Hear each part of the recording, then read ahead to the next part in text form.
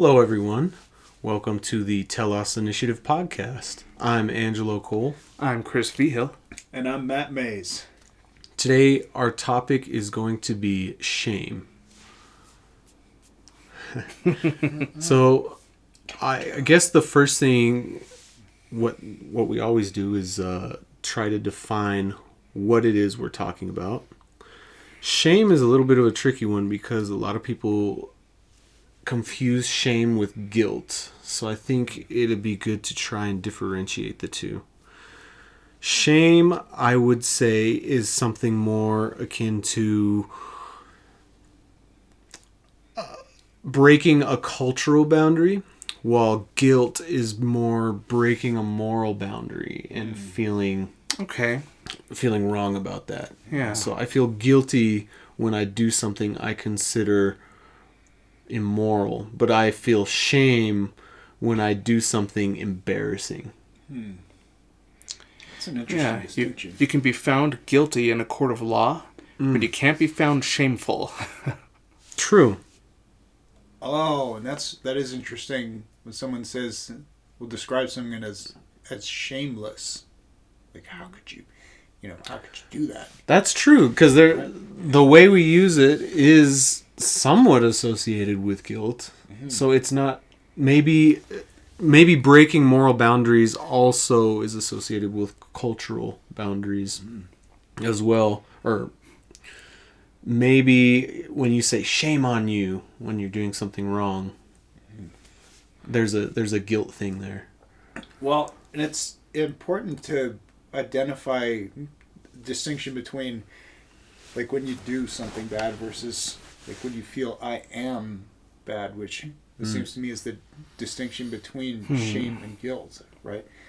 To say you've done something that is morally wrong and you feel bad about it. Say you took something from someone else that they needed just for your own sustenance or your own gain, and that person is kind of left out in the wind. You're like, wow, I feel guilty about that. You did a bad thing.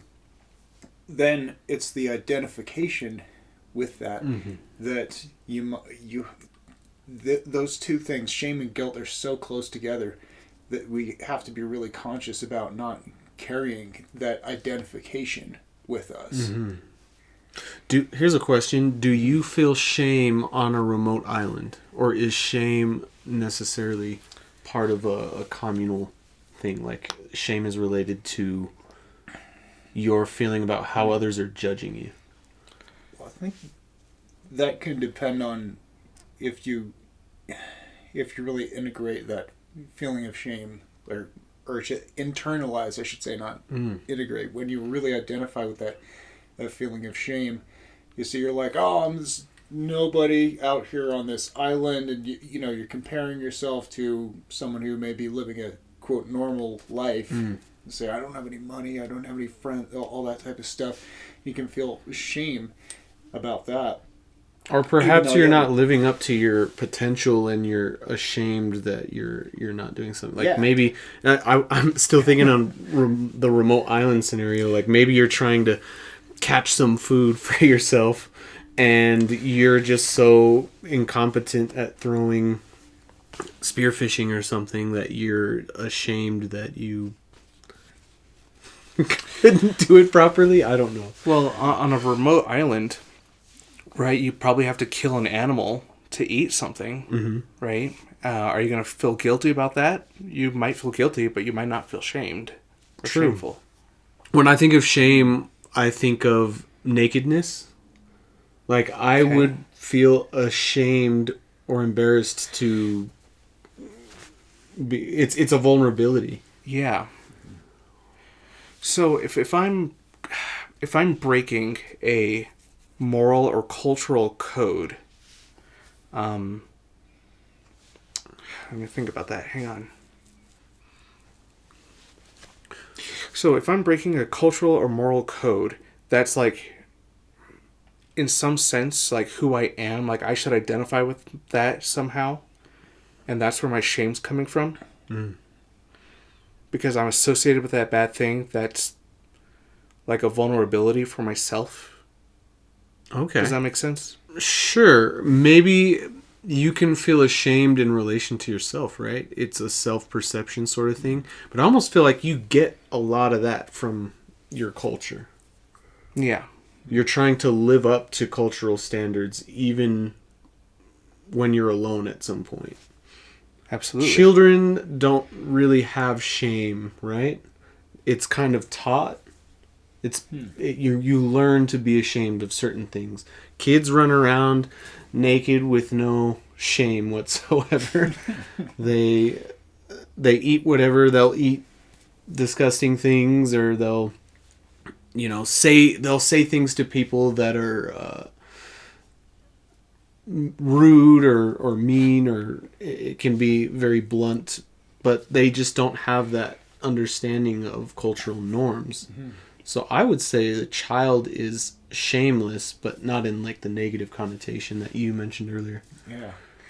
Well, it's like you're running around and discovering where all the boundaries to certain things are, right? Right. Like say, I do this, Mama got angry or Papa got angry, or, this type of thing happened, this thing broke, this important thing broke, and you discover this distinction between yourself and the world, which it's interesting thinking about that immediate connection that you feel as a child, as a newborn, and then you discover as you're going along life, like, oh, there's this thing called life that seems to be around me, and that that I have to work with and bump my head against certain things. And it's interesting when you talk about the nakedness, I actually think about the first story in the Bible, right?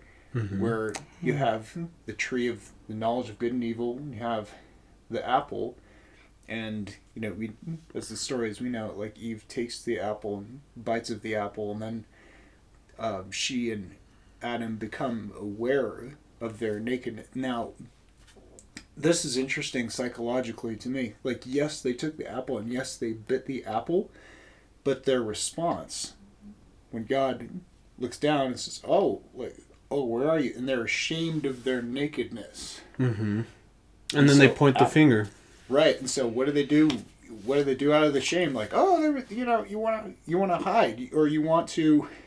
It wasn't me. It was. It wasn't me. It was her. Oh, it wasn't me. It was a snake. All this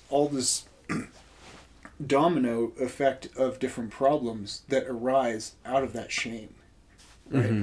Like, say they knew they were naked, and God's like, "Oh, where are you?" It's like, "Oh yeah, we're naked. We're here," but they were honest about it. Would that have been a different result in that story? I think it may have. It's tough. It's tough to own up to your iniquities. Mm-hmm.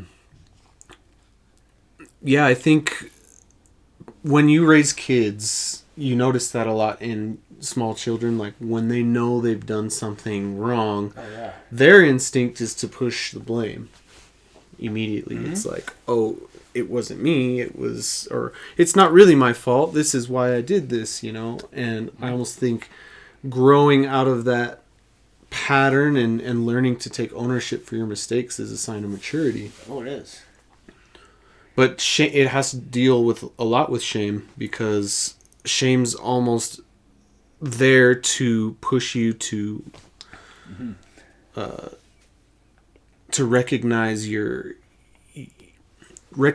place in society. Mm-hmm. Perhaps that's its sort of function, right? It's the awareness, but then not getting stuck there, which can be a difficult distinction, because you need to be able to have that hope that separates the shame from the guilt. Mm-hmm. By that I mean the shame being the identification with being bad, whereas guilt is, I did this bad thing, which you can take responsibility and accountability for doing whatever that bad thing was, and saying, how can I take a different action in the future to produce a different result? So then you can take that bad thing that you did and make it so that that's not going to happen in the future, because you've been able to integrate the lesson from what you did, which is much harder to do from shame, than it is from simply recognizing with guilt. Like you can take, it's like guilt is like a dose of shame, right? That you're able to, that you can be able to process and then go like, oh snap, that hurt. I don't want to do that again. I don't want to, I don't want to be that way, right? And then being able to transform out of that. So if guilt is like a dose of shame, I mean, do we think... I mean, I think it kind of begs the question, are we going to take responsibility for our actions if we don't feel any shame at all? I mean, do you have to have a little bit of shame, a little bit of guilt? If I'm on that island and I kill that animal, is it a good thing that I feel a twinge of like, oh, I'm sorry? Yeah, I think you're right. Yeah. That's probably why it's a little bit of shame is healthy for a person. Maybe a sociopath or someone who doesn't really care about their relation to others and feels no shame when they do things. They're like, so what? I did this thing. What's wrong with that? I would assume I'm not like a psychologist or anything, so I don't know if sociopaths don't feel shame. But I would think that if you're... I associate shame with like a connection to cultural norms. So I think if you've got some sort of dysfunction in the way that you connect with other people, that probably feeds into whether or not you feel shame. But I mean, I'm not sure if that's true. Well, it makes sense, right? Well, here's another side of the coin too. Is I love the distinction that you made between the cultural, say, faux pas versus guilt is like a moral thing, a moral, failing of some kind, right? So that's more universal. That's more something that is or should be like baked into us. The sense of right and wrong and honor and good, promotion of well-being versus laws that are man-made. Right. Things that we've kind of invented for one reason or another, but that doesn't mean that they are universally... I mean, that there's such thing as having unfounded, illegitimate rules, right? Like, why do we do all these different things? Like, why do we actually have these different norms? Is this universally substantial? Is there any, like, sovereign thing about all these rules that I'm supposed to be following, that if I'm not, then I'm out of step somehow? Like, sure. I mean, it's good to question those things too. Is, are these rules actually valid? I would say there's probably levels, right? There are things that are clearly localized to certain regions, certain cultures, or certain areas, It's rude in our culture to stick up the middle finger and flip someone off. But that might mean something completely different in another culture. And someone who doesn't understand that and uses the middle finger or gets tricked into it by a mischievous American, that person we would kind of... Mischievous American. Well, I mean, think about it. You might trick if you knew someone didn't know what the middle finger meant, you might like... Hey, lift up the middle finger. Hey, go say hi. This is how we say hi. Go say hi to that group of bikers over there. So someone who doesn't understand the cultural norm, they're not going to see anything wrong with something like that. And then even across time, that it might change. Maybe in the distant future, the middle finger will mean something completely different. And they'll look back in time and see stuff happening in our movies and be like, what are they trying to say with this symbol? Yeah. It's an interesting thing about... It's a sign for peace. Yeah, peace among worlds, right? Yeah, we come in peace.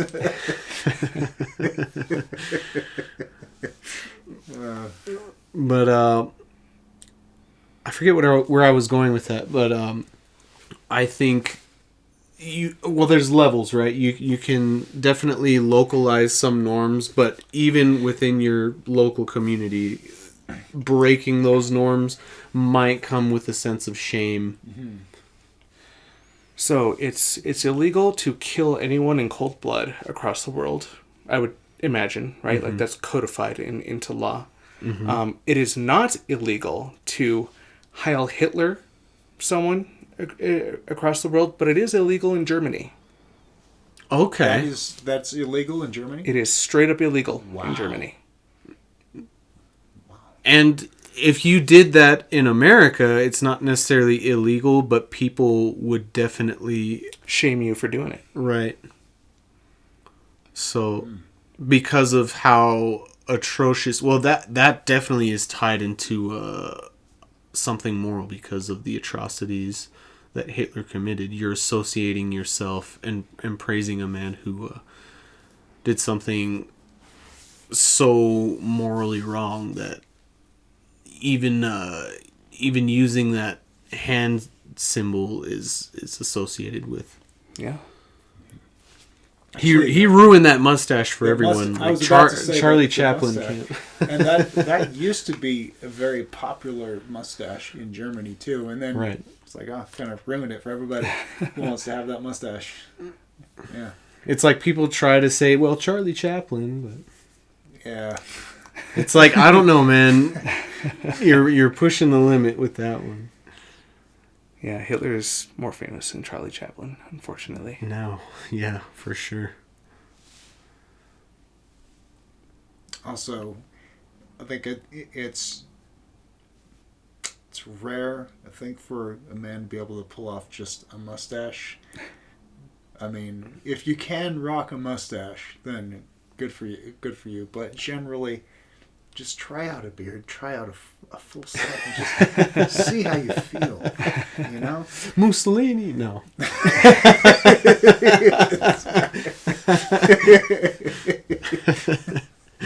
That's a Stalin. He's trying to take the pot. He's trying to take the pot and go like this. Stirring it. He's trying to stir that pot. I have no shame. You are full of puns today, Angelo. Yeah, but I guess maybe I was trying to think of maybe something that would be universally shameful, but not necessarily not necessarily associated with guilt. And I don't know if I can think of anything. So maybe shame is sort of localized in the general sense. It's subjective to each and every culture or region. It could be. I think you nailed it with the nakedness. Yeah, that's the first thing that comes to my mind. The awareness of nakedness. There's this story about lies and truth, and them as two women who are going through this town, and they're traipsing along, and then they get to this spring, and they both get naked and they get in, right? But then it's about time to get out, and Lies, the woman, takes both of their clothes and runs off, and so Truth is left naked, and she's running around trying to get her clothes back, but everybody's like, oh, like that, because they didn't want to see the naked truth. Oh, Right? that's clever. Yeah. I can't believe I didn't see where you were going with it. Yeah. Yeah. But there are tribes where people are way more naked than what we would consider culturally appropriate, and for them it's normal. Mm-hmm. Because they don't feel any kind of way about it. Yeah, even nakedness has its cultural limitations.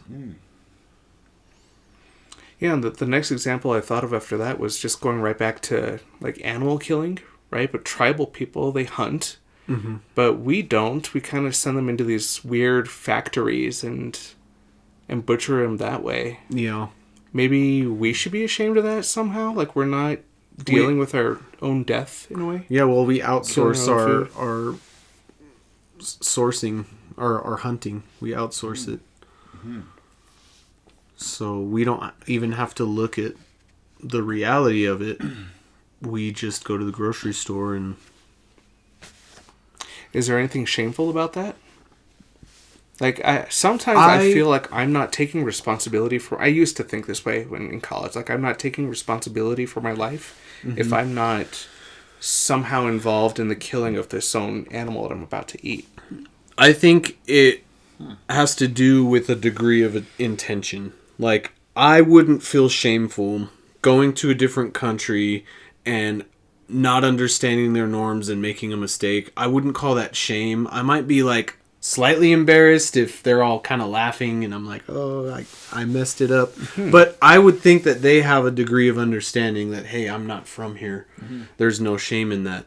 And so there's some intention thing associated with it when it comes to, like, outsourcing the hunting to slaughterhouses and things like that. To what degree do we really have control over what we eat?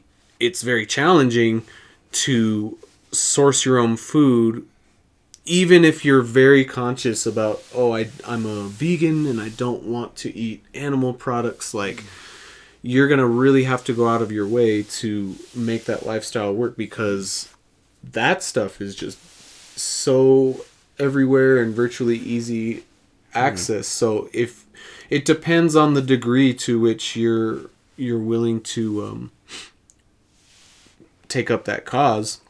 Okay. Some people do take it very seriously. Some people think that there are other bigger problems, and they're like, I don't have the time and energy to really source my own food on to that level. I am just going to have to deal with what society's laid out for me.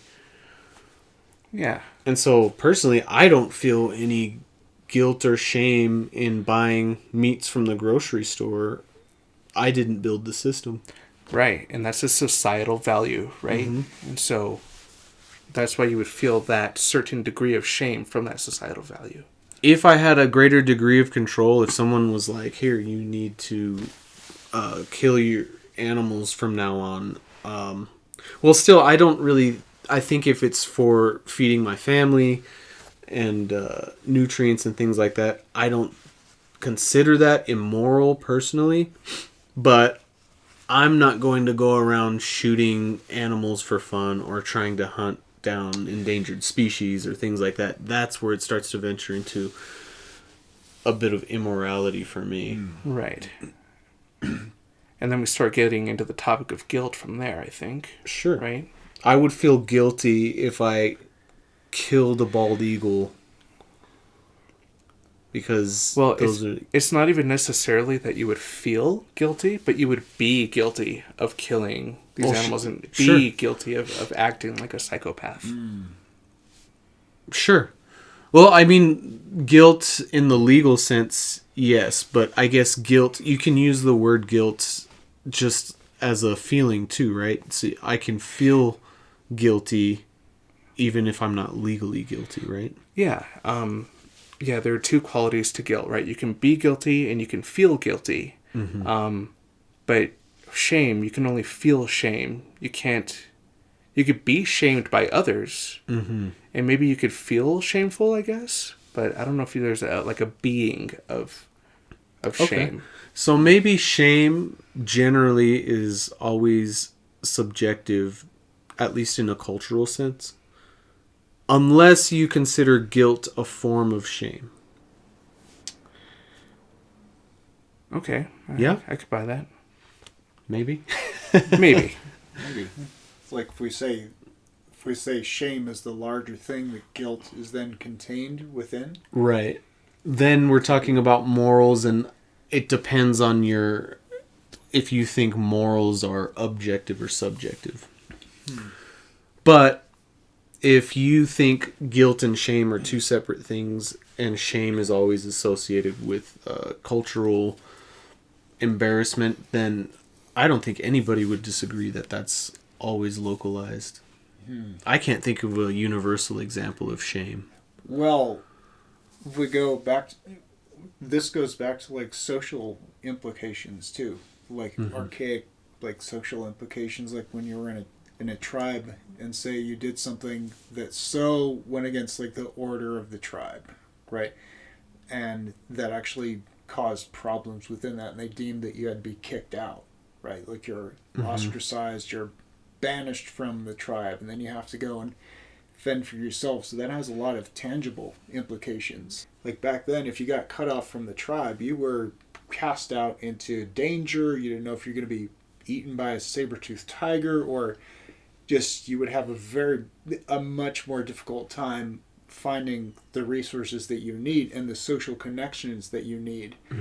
Now, you can be cut off from a tribe today in all sorts of different ways. We have interests based on our values, our interests, and you can form up into cliques, right? And if you're cut off from that clique, then it's like, oh, where else am I going to go? Is cut off from these people. But the difference from back then is we have so much more latitude of movement and abundance of resources around us than we did back then. Like if you get cut off now, you can find another tribe like much more easily than you could back then. There are tribes all over the place, right? And it even benefits you to have a diversity of different tribes, I would say, too.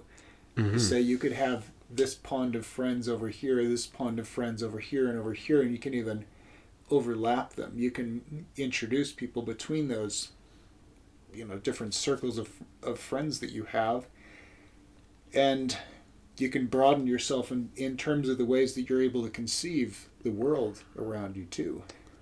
Yeah. So if you can take that little dose of, say, I was with these people over here, I didn't really fit in, instead of internalizing that shame, you can go, hey, you know what? Like there's a lot more abundance around than if I'm just focusing on being rejected or cut off from this person or this group or any of that type of stuff. There is something to be said for maybe shame can be misplaced.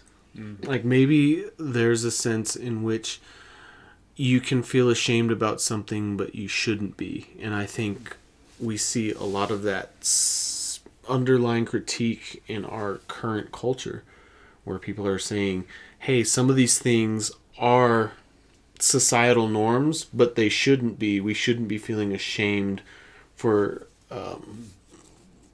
being this way or doing this thing.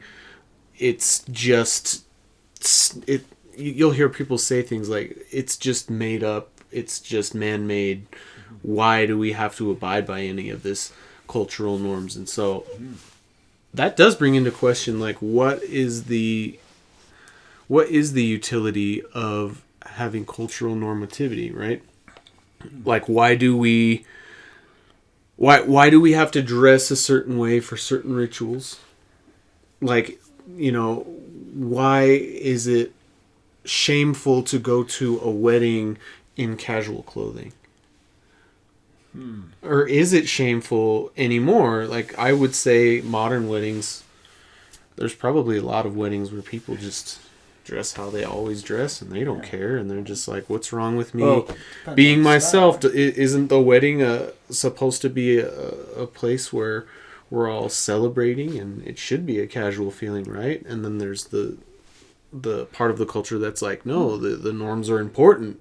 You should be your best self, and you should be it's a sign of respect. Well, it's the idea of etiquette, right?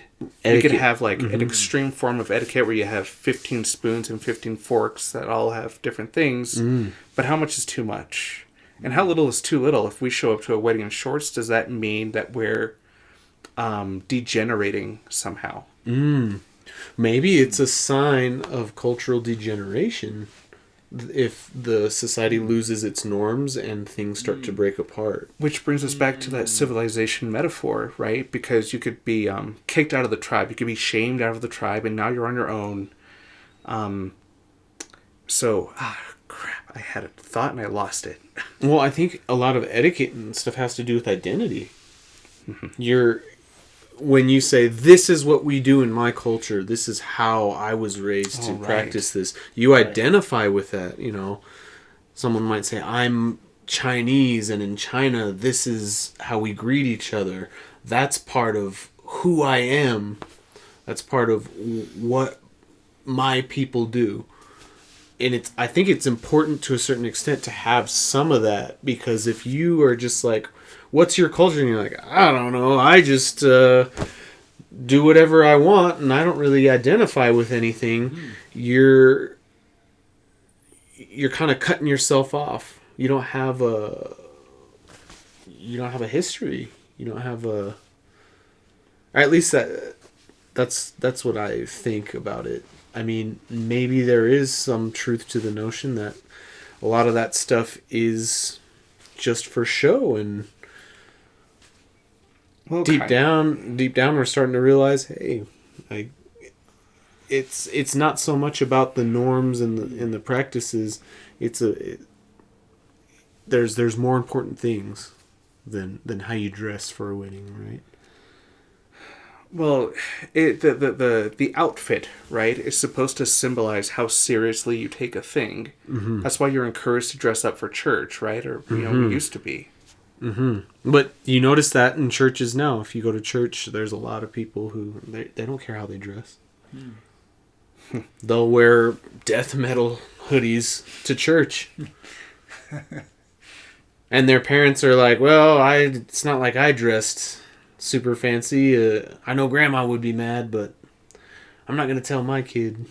That's interesting. It's interesting to the societal and cultural shame, and then your personal sense of shame, right?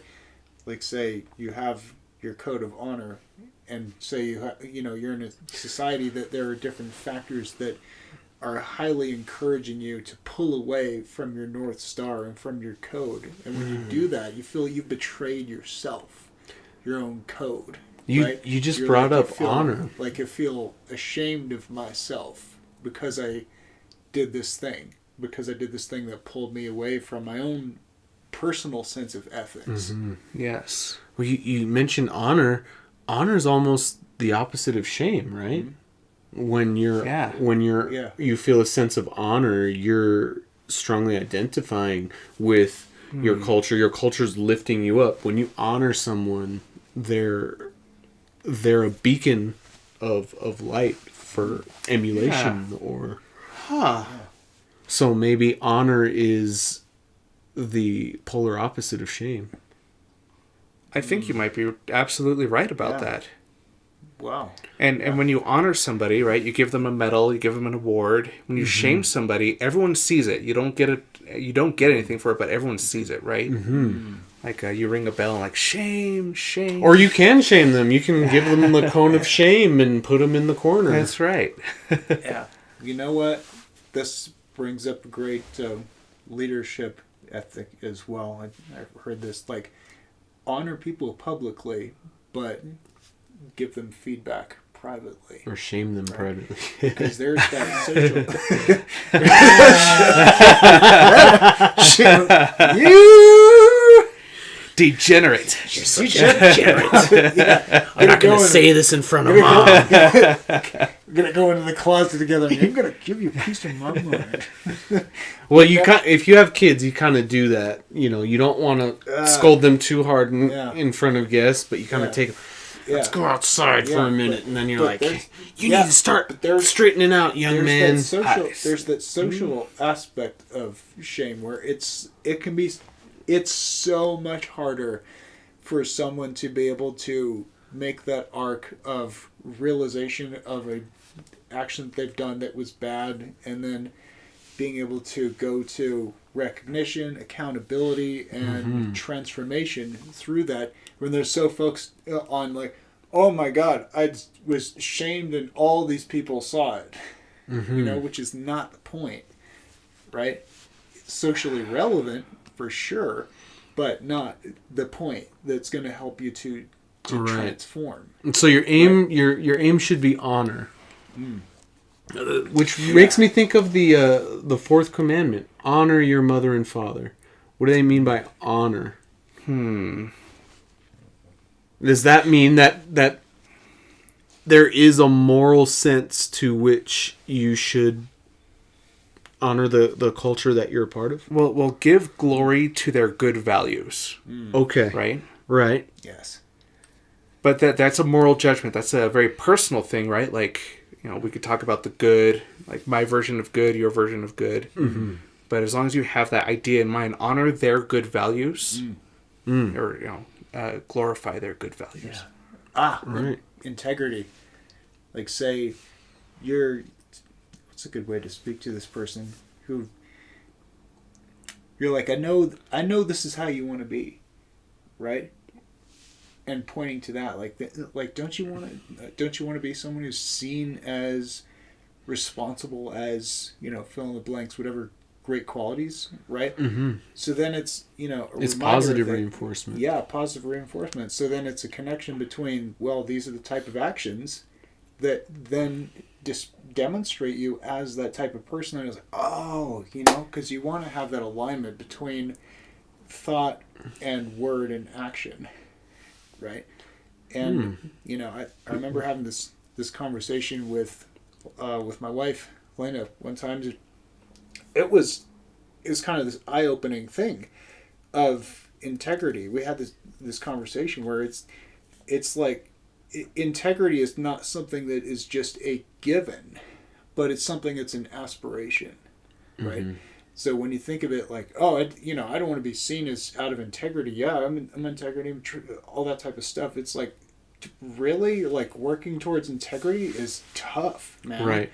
Like, it's a conscious effort of realization of how we're showing up, how we're thinking, how our words are coming across, and it's kind of funny too. I was just talking with my daughter about when someone offers you something, sometimes they offer too much in an effort to seem like they're very giving, and sometimes you have to recognize that and say, oh no, I'm not going to take everything from you or take advantage of you. But it's strange because they offered it, and her thing is like, why would someone offer something more than they can handle? And it's like, the only answer I could give is like, well, some people are like that. Some people aren't like that. Some people will never offer more than what they are willing to give up, and some people, they'll give everything they have, and you have to be like, whoa, that's too much. You don't need to give me everything you have, but they're just very giving people by nature, even to their own detriment. And there's a sense of integrity there that you have to recognize when someone is giving too much, and to kind of turn it down, right? And it's a hard lesson to teach kids who are just like, well, I think it's weird. It's a weird thing that you kind of pick up on. But I mean, well, I think when you realize that integrity is motivated by a desire to be honorable and to have honor, maybe that lesson can be processed a little easier with the people you have to teach it to. Right? Teach your daughter about what honor is and how you attain it. And she'll find easier said than done, right? But I just go with specific situations. You try to say, well, in this situation, this would be the honorable thing to do. In this situation, this would be dishonorable. And then when you try to get like a global handle on it, it's a little trickier. It's like, well, what really is honor?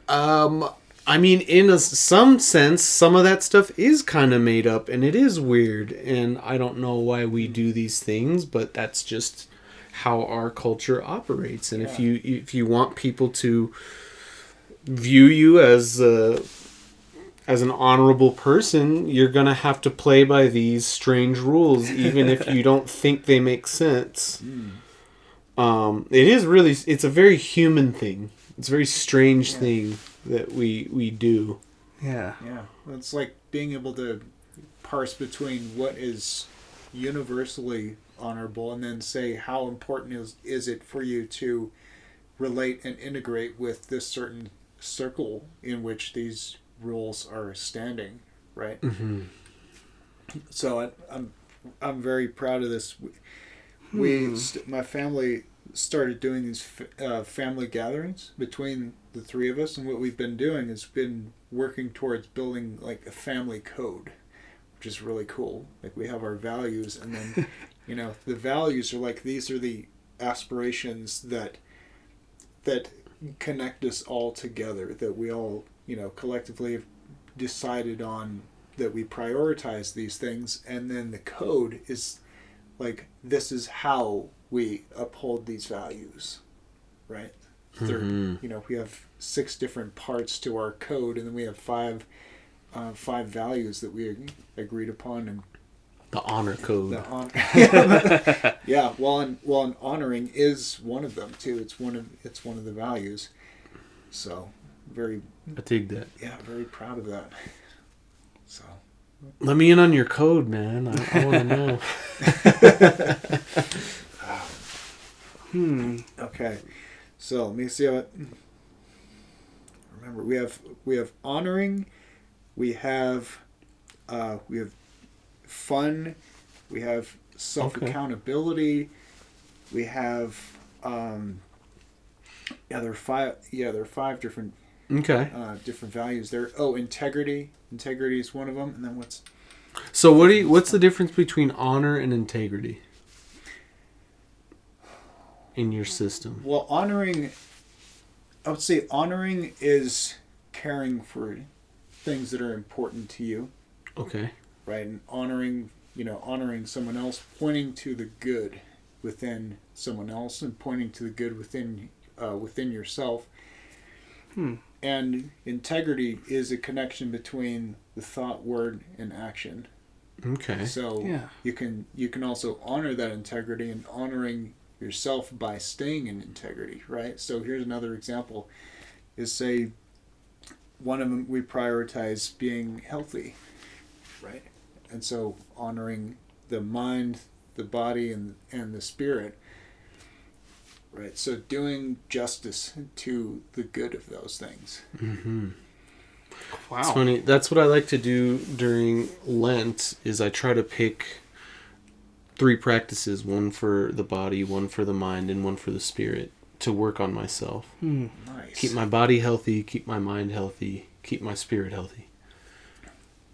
That's awesome. Yeah. Well, it's good that you put that into practice with your family. Yeah. And these are 2 that Helena put forth too as parts of the code, which really speak to 2 kind of profound poles, and that I think are summed up in one statement, but are better parsed out into 2 statements, right? And one is remembering the divinity, our divine connection within us, and that we're a spark. We are each sparks of the divine. And then the second part is really accepting, and this speaks to the shame thing, right? And the antidote to it, I would say, is accepting the messiness of being human and the imperfections that come along with that. And it's in the rejection of that's where the shame comes in, right? Yeah. But when you're accepting it, when you're loving yourself as you are, and you don't, there's always growth. There's always you can definitely grow, and that's another place where I think these wires have gotten crossed with us, is that how to say it, like, it's really hard if you have a lot of internalization of shame to then look forward to growth, because the message that you hear is there's something wrong with me, right? And that growth is somehow trying to fix something that's wrong with you, which is the interpretation, but that's not the truth. And again, it's not the point, right? But it's the shame that gets in the way of that growth. I think it's tricky because a lot of times you identify with something, and when you have to cut that thing out, you feel like there's something wrong with me because I identify with this part of me. So, like, for instance, maybe there's a person with anger issues, and they say, I am a person who's quick to anger. And then if someone's like, well, you need to fix your approach to these issues without jumping into anger so quickly, sometimes those people are like, I'm an angry person, I can't fix that. You're trying to say that I need to be a completely different person, but this is me, like, you know. And so there's like an identification barrier there a lot of times, and I think that's the tricky thing. Maybe the solution is to really recognize that in order to grow and change, you can't always identify with some of the lower aspects of yourself. You have to recognize that there are parts of yourself that need to die in order for you to grow. Yeah. It kind of reminds me of a lyric from one of my favorite songs, which is, not to undermine the consequence of your actions, but you are not what you do. So if you have anger, right, you don't need to be defined by that. Right. Or even something mentally, like if I identify with my career or my job, and then I lose my job, I'm going to feel my self-worth is going to take a hit. I'm going to feel crushed. I want to speak to something you just said too about say if you are an angry person, and we know anger can be destructive, it can also be a force within you. Yeah. Defensive. You know, defensive, something like, say, you could feel shame from people always calling you, oh, you're an angry person, oh, you flipping out or whatever, like, but there can be a gift on the other side of that's a passion, right? But you've so identified with this story that other people have told you that that gift has been invisible to you. So I think turn to the other side of that coin, where that's actually a strength, right? I think we've talked about this before, where like certain emotions, they have functions and they can be misplaced, right? Yeah. And so anger, it's a beautiful thing when in its rightful place. It is you should be passionate about certain things. You should be passionate about your children, and when something comes and threatens them, you should step up and be angry and defend them. Even Christ in the story where he goes into his father's house and he's turning over tables, that was like righteous anger. Exactly. There is such a thing as just anger. Sorry, I cut you off. Yeah. No, I was Absolutely. pretty much done. But yeah, I think that even applies to shame. There is a righteous sense of shame. Yes, yeah. I wanted to, and there's a misplaced shame. You can feel shame in things that you shouldn't be ashamed about.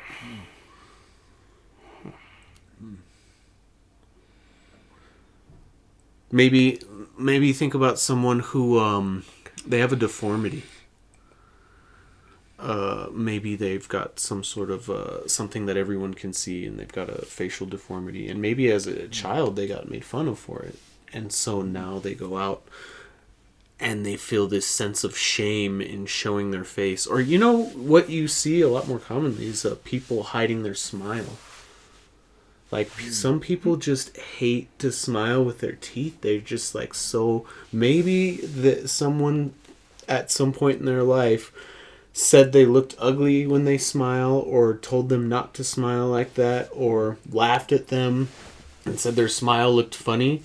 And ever since then, they just don't like to really smile. And you'll see them in photos like, they're never really smiling unless you catch them off guard and it's a genuine, candid moment. Mm-hmm. It's the only time they really smile. But I think that's actually pretty common if you think about it. There's a lot of people who hide their smile. But I would say that's a misplaced sense of shame, because a smile is such a beautiful outwardly expression. You should never be ashamed of your expression of joy. Well, that's a very personal thing too. There are things that a person can feel ashamed of that you can say, oh, if I just did this, then it would be a different thing. But your smile, your face, things like that, where it's like, that's a tough one where you can say, I feel ashamed about this, and I also can't change this. Mm-hmm. Right? This is actually something that is just a part of who I am and just a part of reality, right? Okay. So don't be ashamed of your smile, unless maybe you're burning down your neighbor's house. You probably shouldn't smile about that. There you go. Yeah. So, it's not because your smile looks ugly. Like, you shouldn't be ashamed of how your smile looks, but you should be ashamed that you would take joy in something so ugly. And that's a righteous shaming, right? Right. How dare you burn your neighbor's house down? Stop smiling. Yeah. That reminds me, recently there was a story of a woman who, it's such an ugly story, but she stabbed a young child randomly. Ugh. Like, she went out and stabbed, I think it was a 3-year-old, right in front of her mother. Oh my God. And when they put her on trial and were talking to her about it in court, she was smiling. And it was like such an ugly thing. And just the comments on the video of her smiling, just everyone was just overwhelmed with this sense of like, this woman doesn't deserve even the life sentence. Like, this person should just be blotted out from society, eliminated. Yeah. For how it's such an ugly thing to think about, because it's an ugly display. Yeah. That someone would take so much joy in another's genuine suffering. Well, think about if the sense of pleasure is the inversion of feeling, say, a righteous sense of shame from an act like that, right? Like, you did something so horrendous, and you know it. Like, in the back of your mind, you know it. You know it was wrong. And if you were to really feel that, then that would be such an overwhelming sense of shame and guilt that you're like, wow, what do I do with all of that negative emotion, right? And not to defend what she's saying, I was trying to understand why people do the things that they do, right? So then the feeling of pleasure can be a mask for where that negative emotion would be. Maybe there's a power display there. Like, you can't control me. You can't make me feel guilty for doing this thing. Right. Like, even if you sentence me to life in prison or the electric chair or anything, I'm still gonna smile because I win if I'm smiling, which is not true in the slightest. But it's got to be something strange going on there. Yeah. There should be a sense of shame. That would be righteous shame, or really righteous guilt. To, if you did something like that, you would want to see that person feeling remorse, and you still might think, hey, that remorse doesn't change much. But, oh man, a smile is definitely misplaced in that situation. Well, if the smile in that situation is a display of evil, remorse would be a display of good, right? Right. You should be remorseful for doing something wrong. Exactly, yeah. You know what? I honestly think this is probably a good place to wrap it up. Okay. But thanks, guys, for chatting with me on shame, and thank all of you for taking the time to listen with us to the end of this podcast. If you made it this far, we really appreciate it.